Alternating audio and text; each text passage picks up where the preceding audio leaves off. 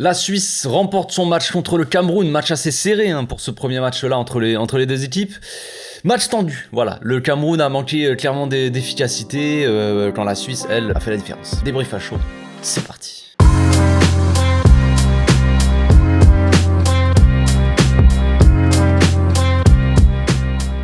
Au passage, n'hésitez pas à vous abonner, liker et commenter. C'est le meilleur moyen de me soutenir et ça fera plaisir à tonton. C'est assez cruel pour le Cameroun, mais c'est la vida, c'est le football.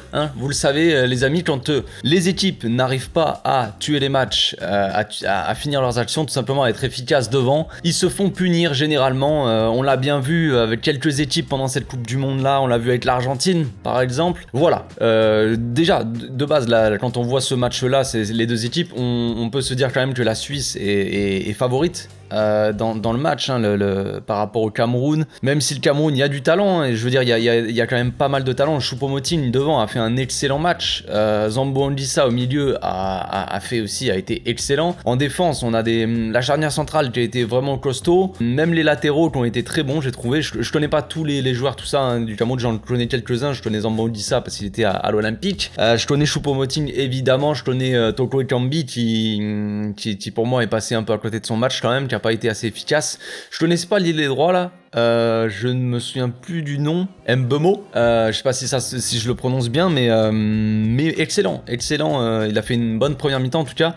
Voilà, donc il y avait des bons joueurs au Cameroun et évidemment le gardien qui joue à l'Inter, formé à la Masia, les amis, pour ceux qui suivent le Barça. Donc il y a une bonne équipe du Cameroun, mais en face c'est quand même la Suisse. On le sait, la Suisse, ça joue bien au football. Quand même, ils sont assez chiants à jouer. La France peut en témoigner. L'Espagne aussi a eu du mal quand même récemment contre la Suisse. La Suisse, c'est un mélange quand même de qualité technique et de puissance physique. Derrière, ils ont Akanji qui est assez magnifique. Ils ont au gardien Yann Sommer qui est incroyable. À chaque fois, il nous sort des parades incroyables. Bon là, il a sorti quelques parades. C'était pas plus phénoménal que ça, mais en tout cas, voilà, Yann Sommer, c'est quand même un excellent gardien qui a des réflexes de fou malade. Derrière, c'est assez solide, voilà, avec Akanji comme j'ai dit, mais le numéro 3, j'ai plus son nom, très costaud aussi. L'arrière gauche, on le connaît bien, Rodriguez qui est quand même assez bon. Au milieu de terrain, ça joue bien au football. Il y a Granit Xhaka d'Arsenal qui est quand même très bon. Devant, Shaqiri, évidemment, qui est toujours là, la petite bûchette. Bref, il est très bon. Vargas aussi, très bon match de Vargas qui a été assez intéressant, j'ai trouvé, surtout en deuxième mi-temps. Première mi-temps un peu plus compliqué pour lui, mais deuxième mi-temps, il s'est un peu libéré. Après le but, en fait, en vrai, mais voilà. Et Mbolo, évidemment, qui est toujours aussi puissant, aussi dangereux devant. Évidemment, il lui faut. C'est ça le truc avec la Suisse, c'est qu'il leur faut pas 50 occasions non plus pour marquer des buts. En première mi-temps, c'était compliqué. Voilà, il y avait une sorte de possession stérile pendant les 30 premières minutes du match. La Suisse a dominé. En tout cas, ils ont dominé. Ils ont eu le ballon, tout ça, mais ils n'étaient pas vraiment dangereux. Ils n'ont pas inquiété plus que ça cette équipe du Cameroun. Le Cameroun, il se projetait souvent bien en contre avec Choupo-Moting qui a sorti un excellent match. C'est dommage pour lui qu'il soit pas sorti avec un but parce que franchement, il a fait un bon match. J'ai bien aimé ses déviations, ses contrôles orientés, voilà, qui passaient. Franchement, il a récupéré, il s'est bien projeté. Souvent, il était quand même assez seul. Souvent, les attaques du Cameroun, quand même, les mecs devant étaient seuls. Il y avait Zambo Anguissa quand même qui avait beaucoup d'activités, qui montait, qui se projetait aussi devant, mais voilà, il y avait pas assez d'attaques vraiment où tous les joueurs allaient. J'avais l'impression en tout cas que c'était pas vraiment ça, que la Suisse c'est un peu plus voilà, on attaque tous ensemble. Là le Cameroun, c'était souvent il se projetait, il partait en contre rapidement, mais du coup voilà, manque de solutions, manque de solutions de ses coéquipiers, tout simplement. Donc franchement, en début de match, les Camerounais, ils ont eu leurs occasions. Choupo-Moting qui est parti un moment, qui récupère un ballon, qui fait un grand pont, tout ça, qui part directement tout seul et qui arrive face au goal et qui tire du gauche, mais le tir est un peu trop pas assez puissant en tout cas, et le goal l'arrête assez facilement, on va dire. Dommage. On a aussi Toko Ekambi en début de match, autour de la 10e minute, je crois que j'ai noté, qui croque complètement une action, qui tire au-dessus, je sais plus exactement ce qu'il fait. C'est difficile, ils ont eu leurs occasions, le Cameroun, c'était pas forcément des occasions très dangereuses en soi, parce que en première mi-temps, quand on regarde les occasions quand même, les tirs, le Cameroun, ils ont eu 5 tirs contre 3 pour la Suisse, et sur leurs 5 tirs, le Cameroun, ils en ont cadré 2.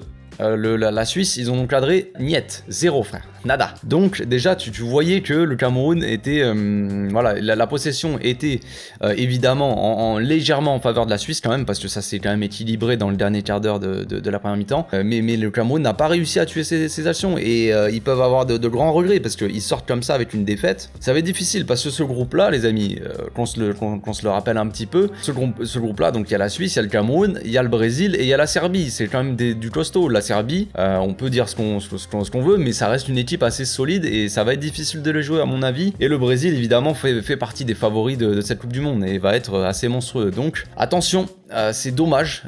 Franchement, le Cameroun peut avoir de grands regrets. La Suisse peut être contente. En première mi-temps, c'était pas très clair en termes de domination. Je veux dire, la Suisse avait peut-être plus le ballon, mais en deuxième mi-temps, on l'a bien vu, le Cameroun est bien revenu, on va dire. J'avais l'impression en tout cas qu'ils avaient un peu plus le ballon, même si au final la possession était plus ou moins la même en soi, mais la Suisse a réglé la mire tout simplement.